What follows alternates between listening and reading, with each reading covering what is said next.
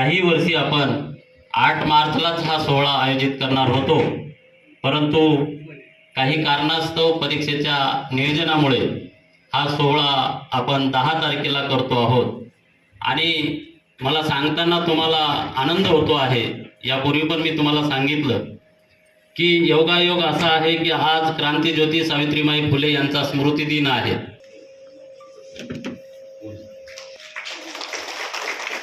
हिंदी झुंड आहे, त्याचबरोबर श्रीमती मोरे उज्जै विजय विभूषित असणारी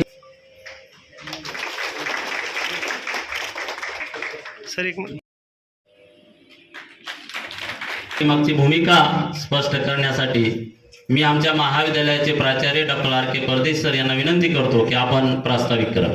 आपल्या महाविद्यालयामध्ये अश्विनीताई ज्यावेळेस शिकत होत्या त्यावेळेस मला वाटतं 10-5 मुली तुम्ही ऍक्टिव्ह आणि रेग्युलर असायच्या।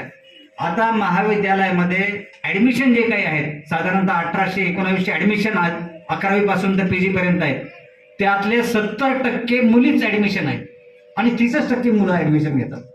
आणि त्याहूनही आनंदाची गोष्ट अशी की जे सर्वांना माहिती आहे की आपण संपूर्ण भारतभर जर बघितलं, संपूर्ण भारतभर कालचा परवाचा जर पेपर बघितला आपण, तर त्यात UPSCचा निकाल दिसतोय आपल्याला। आणि UPSCच्या निकालामध्ये सहज आकडेवारी बघितली मी तर भारतभरातून 256 महिला या मेरिटमध्ये आहेत, सिलेक्ट झालेल्या आहेत।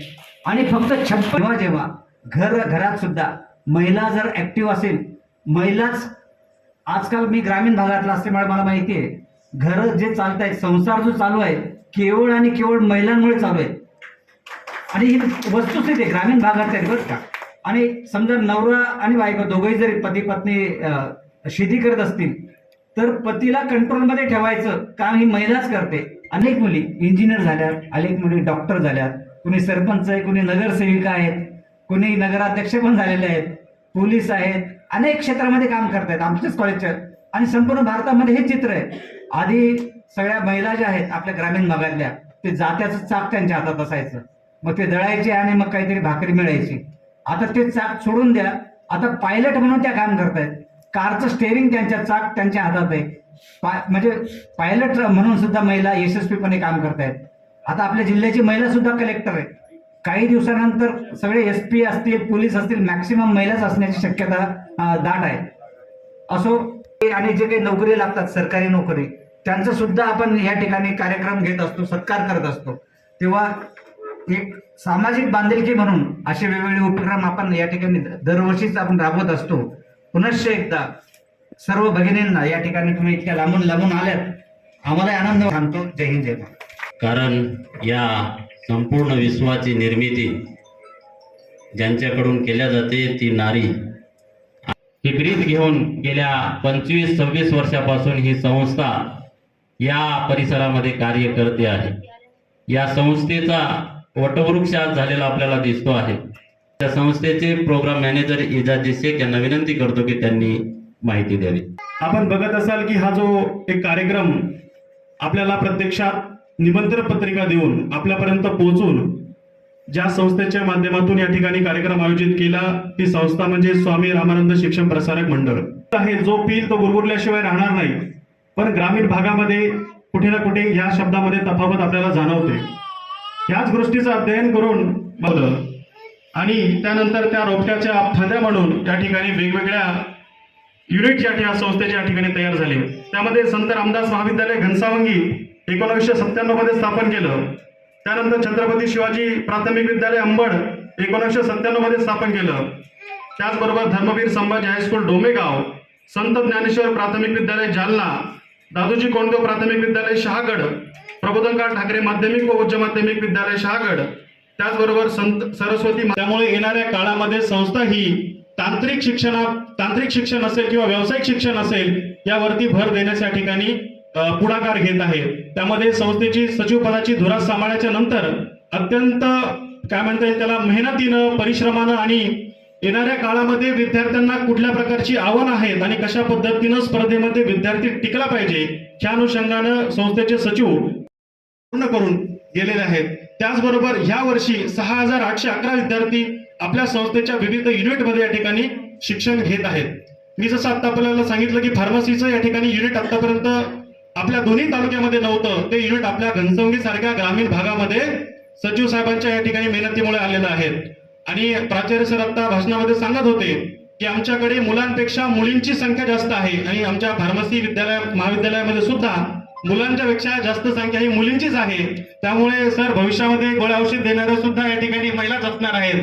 तर आपण सर्वजण घनसावंगी आणि अंबड या परिसरामध्ये कार्यरत असाल, ऍडमिशन जर घ्यायचं असेल तर आपण या ठिकाणी 12वीचे रिझल्ट लागल्यानंतर आमच्या याच कॅम्पसमध्ये आपण संपर्क साधू इच्छिता आणि येणाऱ्या काळामध्ये सुद्धा अशा पद्धतीच्या तांत्रिक आणि व्यावसायिक शिक्षणावर भर देण्यासाठी स्वामी रामानंद शिक्षण प्रसारक मी सांगतो आणि थांबतो. धन्यवाद. की विद्येविना मती गेली, मतीविना नीती गेली, नीतीविना गती गेली आणि गतीविना वित्त गेले आणि एवढे अनर्थ एका अविद्येने केले. आणि हा विचार घेऊन आमचे आदरणीय चोथे साहेब यांनी ही संस्था या गोरगरीब मुलांसाठी, इथल्या कष्टकऱ्यांच्या मुलांसाठी खऱ्या अर्थाने खुली केली आहे. खऱ्या अर्थाने यानंतर आपण काही प्रातिनिधिक महिलांचे मनोगत घेणार आहोत. असं म्हटलं जातं की ज्या बाया वाचतात त्या रडत नाहीत, ज्या बाया वाचतात त्या कधीच रडत नाहीत आणि ज्या बाया लिहितात त्या कधीच मरत नाहीत. अशा बाया सर्व आपण आज उपस्थित असलेल्या आपल्या स्त्रिया भगिनी दिसलेल्या आपल्याला दिसतात. या निमित्ताने प्रातिनिधिक स्वरूपामध्ये मी डॉक्टर दिशा राऊत यांना विनंती करतो की त्यांनी आपलं मनोगत व्यक्त करायचं आहे. आपण जागतिक महिला दिनानिमित्त येथे सर्व उपस्थित आहात. सर्वांना जागतिक महिला दिनानिमित्त हार्दिक हार्दिक शुभेच्छा. मी रोज पेशंट बघत असताना जेव्हा माझ्याकडे महिला येतात त्या सर्व कौटुंबिक सगळ्या कामामध्ये व्यस्त असतात, सगळ्यांची काळजी घेतात, पण सगळ्यांची काळजी घेता घेता ते स्वतःचीच काळजी घेण्यामध्ये कुठेतरी असं आहे की कौटुंबिक काळजी सगळे घेतातच, पण स्वतःची सुद्धा काळजी घ्यायला पाहिजे. मानसिक आरोग्य जपलं पाहिजे. सगळ्या स्त्रियांनी संतुलित आहार घेतला पाहिजे, रोज व्यायाम करायला पाहिजे. आणि सर्वांना एवढंच 2 शब्द बोलून जागतिक महिला दिनानिमित्त शुभेच्छा देते. धन्यवाद. यानंतर जयश्री पवार मॅडम यांना विनंती करतो की त्यांनी आपलं मनोगत व्यक्त करावे. बरोबर आहे. आणि त्याच पद्धतीने या ठिकाणी संस्थेचे सचिव आदरणीय विनायक भैया साहेब पद्धतीने आपल्या प्रत्येक एका माता भगिनींच्या प्रत्येक एका कार्याला, सन्मानाला, या ठिकाणी कर्तृत्वाला सलाम करण्यासाठी, प्रेरणा देण्यासाठी आणि आपल्याला पुढे घेऊन जाण्यासाठी त्यांनी हा जो कार्यक्रम आयोजित केलेला आहे, मी सर्व माता भगिनींच्या वतीने त्या सर्वप्रथम त्यांचे मी धन्यवाद व्यक्त करते. आदरणीय प्राचार्यांचे प्रत्येकाचं शेड्यूल जे आहे ते इतकं टाईट आहे की असं होऊ शकत नाही की एखादी स्त्री गादीवरती बसली आहे. एक अत्यंत मजबूत असणार असं जे चाक असतं ते म्हणजे पत्नीचं असतं आणि ते सुद्धा चाक अत्यंत डौलदार पद्धतीने आपला संसाराचा गाडा कसा पुढे घेऊन जाते त्यासाठी तो कायमच कणखर असतो.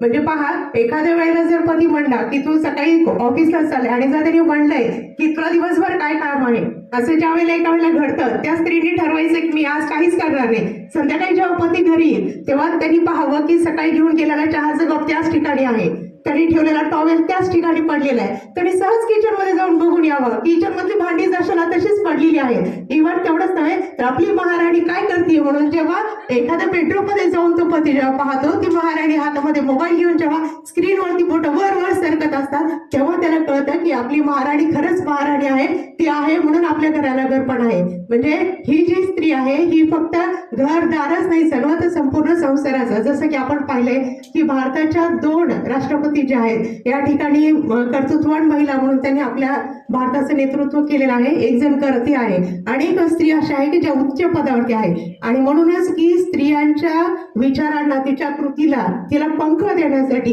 जे पण कार्य या ठिकाणी होत आहे, काही जण आपल्याला पाठिंबा देत आहे, त्यांना खरंच मी म्हणते आपण सगळ्यांनी त्या ठिकाणी त्यांचे धन्यवाद व्यक्त केले पाहिजे. मानाचा जो या ठिकाणी आपला सत्कार होतोय त्याला देखील आपण धन्यवाद व्यक्त केले पाहिजे.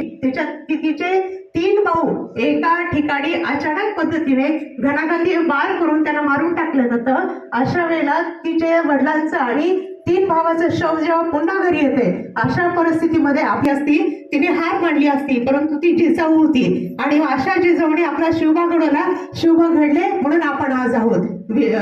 त्यानंतर सावित्रीबाई घडल्या, ज्या म्हणजे सावित्रीने स्वतःला घडवलं. शेणामातीच्या अंगावरती कितीतरी गोळे पिकवून घेतले, साडी खराब झाली, कितीतरी मार खाल्ला, परंतु अशी सावित्री कुठेही पाठीमागे सरकली नाही. आणि आपल्याला सुद्धा त्या सावित्रीचे किंवा अनेक अशा स्त्री आहेत की ज्यांचे आपल्याला कर्तृत्व कसं होतं आणि आपल्याला त्याच पद्धतीने पुढे पुढे सरकत राहायचं आहे. तुझ्या अस्तित्वाने हे जग सुंदर आहे. तुझ्या अस्तित्वाने हे जग सुंदर आहे. तू केवळ एक स्त्री नाहीस, तू केवळ एक स्त्री नाहीस, तर तू एक क्रांती आहे, तू एक प्रेरणा आहे आणि शक्तीचं एक रूप आहेस. आणि म्हणून अशा सर्व स्त्री शक्तींना आपण या ठिकाणी सलाम करूया. आणि जाता जाता फक्त मी एवढंच एक म्हणून जाईल की तू आदिशक्ती, तूच महाशक्ती, तू आदिशक्ती, तूच महाशक्ती, वरदायिनी कालिका. तुझ्या कृपेने सजला नटला संसार हा सारा, तुझ्या कृपेने सजला नटला हा संसार सारा, जगाचा जगाचा जगाचा. धन्यवाद सरांनी मला 5 मिनिट. आणि महत्त्वाचे विषय त्यांनी आपल्या समोर मांडले. खरं तर घराला घरपण देणारी जर कोण असेल तर ती बाई आहे, ती स्त्री आहे. आणि त्यांनी अनेक उल्लेख केले की स्त्री जेव्हा घरात नसते तेव्हा घराचं काय होतं. एक कवी एका ठिकाणी असं सुंदर म्हणतो, ती माहेरी गेली आणि घरात झाले उंदीर ग. ती माहेरी गेली आणि घरात झाले उंदीर ग, आणि ती परत आल्यावर घराचे झाले मंदिर ग. इतकं सुंदर. सावित्रीबाई फुले ज्या महिला या शिक्षणापासून वंचित राहिलेल्या आहेत, या स्त्रियांसाठी समाजात शिक्षणाची क्रांती ज्योत लावणाऱ्या सावित्रीबाई फुले यांचा यांचे आज दिन आहे. त्यानिमित्त आज विनायक भैया यांनी हा कार्यक्रम माझ्या उपस्थितीमध्ये मी पहिल्यांदाच बघितला आणि त्यासाठी पूर्ण 2 तालुक्यातून महिला भरपूर संख्येने आल्या आणि उत्स्फूर्त त्यांच्यामध्ये 9-8 मार्च हा दिवस सुनेत्रा वहिनी अजितदादा पवार ह्या पहिल्या उपमुख्यमंत्री म्हणून लाभलेले आहेत. आई देते आपल्या येणाऱ्या पुढील काळात स्त्रियांनी संघर्षातून स्वतःची जी ओळख निर्माण केलेली आहे. लाडकी बहीण योजना असेल, बचत गट असेल, यांनी महिलाची आर्थिक परिस्थिती सुधारलेली आहे. आजची महिला ही सक्षम, सुशिक्षित आणि स्वावलंबी आहे. स्त्री म्हणजे वात्सल्य, स्त्री म्हणजे मांगल्य, स्त्री म्हणजे मातृत्व, स्त्री म्हणजे कर्तृत्व. माझ्या रणरागिणींना पुन्हा एकदा मानाचा सुवर्णमय मुजरा, शुभेच्छा. जय मा. पूर्वी या तालुक्यातली एक स्त्री लिहित होती, तिचं नाव आहे महदंबा. आणि त्यानंतर अशा चांगली परंपरा घेऊन आपण वावरणाऱ्या लेखी आहोत. महदंबा असेल, संत मुक्ताई असेल, जनाबाई असेल, निर्मळा असेल, जिजाऊ असेल, सावित्री असेल, या सर्वांची परंपरा घेऊन आपण वावरतो आहोत. पहिल्यांदाच उपस्थित झाले आई, त्यासाठी सर्व माझ्या माता भगिनी, माझ्या सोबतच्या ताई, माझ्या सर्व मैत्रिणी यांना खरंच केला 8 मार्च हा दिवस आपण महिला जागतिक दिन म्हणून साजरा करतो. त्यासाठी मला इथं इन्व्हाइट केल्याबद्दल आणि आजच्या कार्यक्रमाला उपस्थित असल्यामुळे मी सरांना धन्यवाद देते की खरंच मला एका साध्या ह्याच्यातून काम करण्याची जी संधी मिळाली आणि जे आजच्या ह्याच्यामध्ये येण्याचं भाग्य मिळालं, यासाठी मी सर्व महिलांना आणि सर्वांना महिला जागतिक दिनाच्या हार्दिक हार्दिक शुभेच्छा देते. मॅडम यांना मी विनंती करतो की आपण आपलं मनोगत व्यक्त करावं. त्याच्यामध्ये माझं म्हणजे मत आहे ते थोडं वेगळं आहे. मला असं वाटतं की इथे उपस्थित प्रत्येक महिला असेल किंवा पूर्वीच्या काळात अगदी सावित्रीबाई फुले असतील किंवा जिजाऊ असतील, जर का शहाजीराजे नसते तर जिजाऊला सुद्धा एवढी मोकळीक नसती की त्या शिवाजी महाराजांना घडवू शकल्या असत्या. त्यामुळे महिला दिनांचा सर्वप्रथम श्रेय मी माझ्या मागे उभे असलेले पुरुष, माझा भाऊ, माझे वडील, माझे आजोबा, माझे जे पण वडीलधारे असतील त्यांना देते. आणि मला वाटतं आजच्या दिनी प्रत्येक महिलेला तो श्रेय त्यांच्या मागे उभे असलेल्या पुरुषाला दिला पाहिजे. तर आता पुढे बोलायचं झालं तर मी काय करते, मी BSc झालेली आहे, LLB करते आणि सध्या कुक्कुटपालन करते. कुक्कुटपालनामध्ये सर्वप्रथम रेसिड्यू फ्री पोल्ट्री मी करते. रेसिड्यू फ्री म्हणजे रसायनमुक्त. आता सेंद्रिय आणि रसायनमुक्त ह्या दोन वेगळ्या गोष्टी आहेत ज्या अजून समाजाला कळायला थोडा वेळ लागेल. त्याचा एक बेसिक डिफरन्स मी सांगते की रसायनमुक्त म्हणजे आपण जे पण काही शेतीमध्ये टाकतो त्याच्यातून येणारं जे उत्पन्न आहे त्याच्यामध्ये रसायनाचा अवशेष नसणं म्हणजे रेसिड्यू फ्री. आणि सेंद्रिय म्हणजे त्याच्यामध्ये आपण टाकणारा जो इनपुट आहे म्हणजे जे पण आपण शेतीमध्ये खत टाकतो हे सेंद्रिय असणार. पण बरेच सेंद्रिय घटक असे आहेत जे शेतीमध्ये गेल्यानंतर किंवा जे आपण प्राण्यांना खाऊ घालतो ते प्राण्यांनी खाल्ल्यानंतर त्यांच्या शरीरामध्ये जाऊन किंवा जमिनीमध्ये जाऊन केमिकल रिॲक्शन करून त्याचं केमिकल तयार होतं. आता खातो कुक्कुटपालनामध्ये त्याचं ॲझॅटिरॅक्टिन जे असतं ते केमिकल रिॲक्शन फॉर्म करून एक रसायन त्यांच्या शरीरामध्ये तयार करतं. म्हणजे सेंद्रिय गोष्टीमध्ये सुद्धा रसायन आहे हे दाखवून देण्याचं कार्य दुधना पोल्ट्रीने केलेलं आहे. आणि आम्ही आता रेसिड्यू फ्री मध्ये असे घटक वापरतो ज्याच्याने जो पक्षी आम्ही तयार करतो किंवा जे अंडे आम्ही तयार करतो त्यामध्ये कुठलाही रासायनिक घटक नाही. आणि हेच अंडे विदेशात पाठवणं, एक्सपोर्ट करणं किंवा गावरान पोल्ट्रीला एक नवीन उंचावरती नेणं आमचं कार्य आहे. त्यासोबतच दुधना पोल्ट्रीने जवळपास 25 प्रकारचे विदेशी फळझाडामध्ये कुक्कुटपालन करण्याचं एक नवीन पाऊल उचललेलं आहे. ह्या 25 प्रकारच्या विदेशी फळझाडामध्ये lychee, blueberry, avocado, peach, persimmon, olive, kiwi, jaboticaba, दालचिनी, लवंग, विलायची, तेजपत्ता असे वेगवेगळे झाडं त्यामध्ये आम्ही कुक्कुटपालन करतो. याच्या मागचे 2-3 कारण आहे. एक तर शेतकरी सर्वप्रथम काय करतो की एक पीक लावतो किंवा एखादा जो जोडधंदा करतो ह्या दोन्हीला आहे ना वेगवेगळ्या ठिकाणी ठेवतो. म्हणजे जो जोडधंदा आपण करतो तो वेगळीकडेच असतो आणि शेती वेगळीकडेच असते. याने होतं काय, आपल्याला ना शेतीकडे लक्ष देता येतं ना जोडधंद्याकडे लक्ष देता येतं. त्यामुळे आम्ही दोन्ही गोष्टी एकंदरीत इंटिग्रेट करून काम करतो. ज्याने जर उद्या जाऊन बर्ड फ्लू आला किंवा पक्ष्यांमध्ये मर आली तर आमच्याकडे झाडं असतील, फळबाग असेल ज्याच्यातून आम्ही इन्कम काढू शकतो.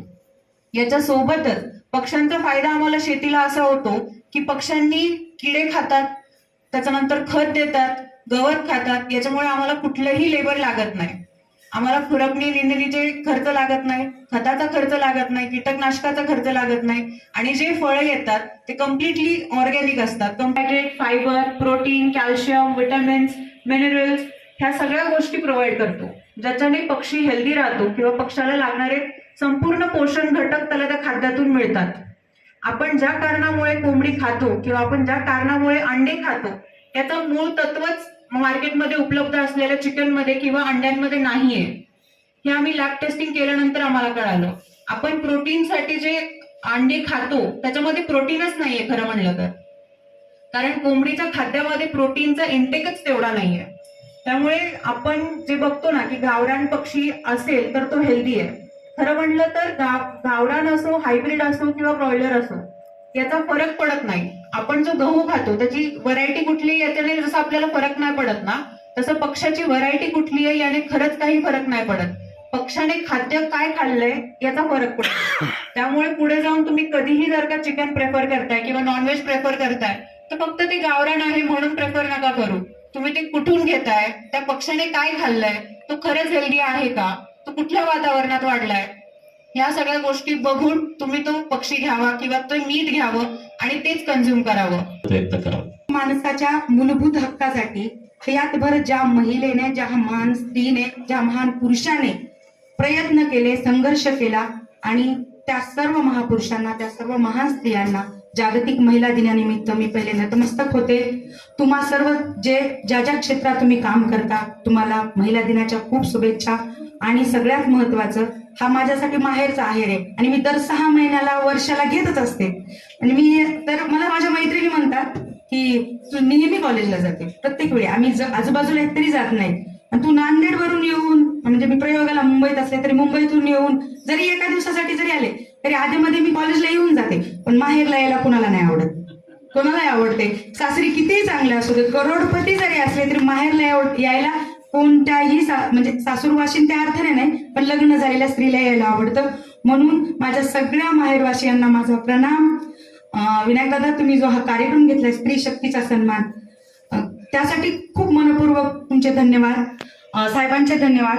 कारण आम्ही महिला अशा आहेत, आम्ही स्त्रिया अशा आहेत की साधा स्वयंपाक जर चांगला झाला हे जरी घरातलं कोणी म्हटलं ना तरी आम्हाला आनंद होतो. तर मग आम्ही जे समाजात काम करतोय आणि त्या कामाचा सन्मान तुम्ही असा जागतिक महिला दिनानिमित्त करताय त्याचा आनंद आम्हाला किती होत असेल. आणि मग आमचा दुसऱ्या दिवशीची भाजी अजून चांगली असते, तिसऱ्या दिवशीची अजून चांगली असते. तर आज आत्ता तुम्ही जो 4 वर्षात 2 वर्षात आम्ही जे कामं करतोय त्याचा सन्मान करताय तर पुढची 5 वर्ष तुम्हाला अजून इथं महिला जास्त दिसतील की अरे आपलं कौतुक होतंय. कौतुक माणसाला, कुठल्याही माणसाला कौतुक आवडतं. त्यामुळे तुमचे खूप मनपूर्वक धन्यवाद. मला काय म्हणायचंय, माझं म्हणणं पण या बाबतीत वेगळं आहे की महिला दिनाच्या बाबतीत. आता मला ना बरेच वर्ष झालं मला बोलता येत नव्हतं सर. मी इथं वादविवाद वक्तृत्व स्पर्धेत बक्षिसं मिळायची, पण आता काय झालं त्या अभिनयाच्या क्षेत्रात गेल्यापासून स्क्रिप्ट येते, वाचायचं, त्याला समजून घ्यायचं आणि ते बोलायचं, त्यात ते शूट करायचं किंवा ते नाटक करायचं. आता बोलण्याची सवय राहिली नाही. मी आता जॉईन झाले नाही प्राध्यापक म्हणून, त्याच्यामुळे मग तर सगळीच गेली सवय. पण मला काही अनुभव महत्वाचे वाटतात. मी जे रोज स्त्री म्हणून जगते ना, तर त्यासाठी आपण जे कामं करतो आता मोरेताईनं जे सांगितलं ना, ते जे सगळं सांगितलं ना त्यातलं खूप कमी पर्सेंटेज आम्हाला कळालं असेल कदाचित. त्याचं कारण असे, आणि त्यांनी एक महत्वपूर्ण मुद्दा बोलला की मागं उभं असणाऱ्या पुरुषांचा सुद्धा आपल्याला म्हणजे त्यांचं कौतुक केलं पाहिजे, त्यांनाही धन्यवाद दिलं पाहिजे. त्यांना तर दिलेच पाहिजे धन्यवाद. मीही माझ्या वडिलांमुळे, माझ्या शिक्षक लोकांमुळे आणि ह्या महाविद्यालयामुळे आज उभी आहे. कारण मी जेव्हा 2007ला आले होते तेव्हा मला माहीतच नव्हतं की नाटक आणि सिनेमा काय असतं. ज्या क्षेत्रात मला जायचं होतं त्या क्षेत्राचं ज्ञान मला 2007 पर्यंत नव्हतं. इथे मी सुरुवात केली, परंतु मला एका गोष्टीची ओढ होती, ती होती स्वातंत्र्याची. आणि त्याचा मूळ बेस हा होता की गावाकडे मी जेव्हा राहायची तेव्हा पोरांना 7 वाजेपर्यंत खेळलं तरी चालतंय, 8 वाजेपर्यंत खेळलं तरी चालतंय, रात्री एकत्र अभ्यास केला तरी चालतोय. मला तो करायला जाता येत नव्हतं, कारण मला 4 शब्दांचा खूप त्रास होतो. तुम्ही एक एक करून सांगेन, थोडक्यात आवडते. लोक काय म्हणतील हा सगळ्यात मोठा फॅक्टर, हा सगळ्यात मोठा मुद्दा आपल्या स्त्रियांना मागे ओढण्याचा. हे एक षडयंत्र आहे. लोक काय म्हणतील म्हणूनच आपण मागे. माझी आई लोक काय म्हणतील म्हणून मला 7 नंतर अभ्यासाला बसू देत नव्हती बाहेर. तिचा तो दोष नव्हता, खरंच लोक काय म्हणतील ते तिच्यासाठी तेव्हा महत्वाचं होतं. म्हणून आता आपण जे काम करतोय, तुम्ही आता काम करताय, तुम्ही 50% देत असता, कारण घर सांभाळतायत, मुलं सांभाळतायत, ते सगळं करून आपण तुम्ही जे क्षेत्र निवडले, जो व्यवसाय निवडलाय, त्या व्यवसायात तुम्ही 50% देताय, तरीही एवढ्या मोठ्या लेवलवर काम करतोय. पण जर आपण पूर्णतः जसं आज पुरुष काम करतात, जसं आज सर आले, उठले, फ्रेश झाले, तयारी केली आणि सर इथे आले, तसं आपल्याला कोणालाच येता आलं नसेल. आपल्याला उठावं लागले असेल, मला माझ्या चेहऱ्याला खाऊ घालावं लागलं, तिला आंघोळ घालून ठेवावी लागली, तिची दुपारची तयारी करावी लागली आणि मग मला यावं लागले. जरीही मी एवढं काम करते बाहेर, तरीही ही मानसिकता हळूहळू बदलणं गरजेची. तरच आपल्याकडचे जे 100% काम करण्याची जी गोष्ट आहे ती आपल्याला देता येईल. हळूहळू करावं लागेल. म्हणजे लोक काय म्हणतील हे जर आपण सोडून दिलं, थोडं जर सोडून दिलं, तर आपल्याला आपला पूर्ण ताकद लावून काम करता येईल आणि त्यावेळेस काळ काही वेगळाच असेल. त्यानंतर दुसरी गोष्ट आहे, आपल्याकडे जी कॉमन आहे, म्हणजे ग्रामीण भागात त्यांना जमत नाही, आमच्या मालकाला जमत नाही. शहरातल्या बाया मी आता तिथे बघते, काही नांदेडला किंवा मुंबईत वगैरे, आमच्या सरांना हे चालतच नाही. बाप रे, एवढा वेळ आमच्या सरांना चालत नाही किंवा त्यांना जमत नाही. हे पण थोडं सोडावं लागेल. त्यांना जमणारच नाही, कौतुकापुरतंच जमते, फक्त त्यांना कौतुकापुरतंच जमते. त्यामुळे मोजके मुठभर लोक आहेत की ज्यांना खरंच आपण बाहेर पडलेलं पाहिजे, ज्यांना आपण कामं केलेली हे आवडतात, पण खूप मेजॉरिटीने ते लोक आहेत. तर आपल्याला त्या ज्या महिला आहेत, आपल्या सगळ्यांच्या मागचे पुरुष हे भरभक्कम आहेत, त्यांना जमतंय आपल्या. पण ज्यांना जमत नाही त्यांच्यासाठी आपल्याला प्रयत्न करणं गरजेचं आहे. आपल्याला हे जोखड थोडं सोडणं गरजेचं आहे, जेणेकरून त्यांनाही बाहेर यायचंय. पाऊल उचललं तर येणारी जी आपली मागची पिढी आहे, आपल्या पोरी आहेत. आपण म्हणतो सर शिक्षणाचा तुम्ही आकडा सांगितला, आता UPSCचा आकडा सांगितला, हे महत्वपूर्ण आहे. आपल्याकडे सगळ्यात मोठा बदल हा शिक्षणाच्या बाबतीत झालाय. मुलींच्या म्हणजे वागवताना आई वडील शिक्षणात मुलींना समप्रमाणात वागवूक द्यायले, पण तेच जर बिझनेस करायचे म्हणले तर अख्ख्या जालना जिल्ह्यात आपल्याला एकटी मोरेताईच दिसतीये. कारण मी जर म्हणले ना, मी आता सिनेमा नाटक करून काहीतरी गावाकडे नोकरी करतो, तिकडे जमत नाही वाटतं, या काहीतरी आपल्याला प्लॅन बी आपला तयार असला पाहिजे. जर आपल्याला तिकडे काही नाही जमलं, तर आपण इथे करू शकतो. याच्यासाठी आपल्याला सपोर्ट देणं गरजेचं आहे त्या स्त्रीला.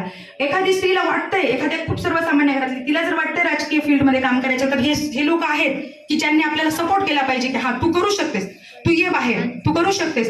म्हणजे हे अशा बाजूने जर आपण तिला तयार केलं तर आपली संख्या जास्त असेल आणि आपला पूर्ण जेव्हा आपण 100% आपले वापरू त्यावेळेस अजून समाजाचं चित्र वेगळं असेल. जागतिक महिला दिनानिमित्त मला एवढंच वाटतं की आपण हे सगळं केलं पाहिजे जे आपल्या पुढच्या पिढीला कामाला येईल किंवा आपल्यालाही कामाला येईल. सगळं हातचा बाहेरचा सोडून आपल्याला बाहेर पडता येईल आणि आपण आपल्या क्षेत्रामध्ये अजून जास्त प्रमाणात काम करू. त्यामुळे तुम्हाला खूप साऱ्या शुभेच्छा.